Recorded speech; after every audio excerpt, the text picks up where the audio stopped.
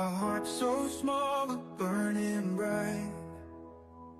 He fights the dark, he brings the light. Sunt doamna Natalia, mamica copilului Roman, copil cu grad de dizabilitate severă, tetrapareză spastică și multe și de toate împreună. La centru de reabilitare Căsnet venim a 4-a oară. Facem reabilitare în magnetoterapie, în kinetoterapie, în logopedie și masaj de reabilitare.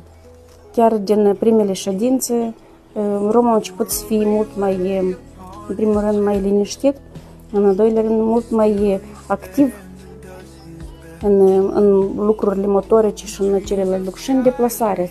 A fost mai ușor să ne deplasăm, pentru că tetrapareza spastică are specificul său a copiilor, ceea ce îi încordează mușchii.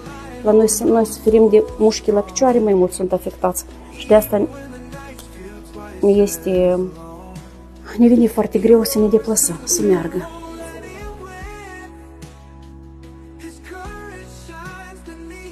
Prima dată când am venit aici la centru la Căsnet, am fost întâmpinat cu blândețe și cu de oameni cu suflet mare și buni la suflet.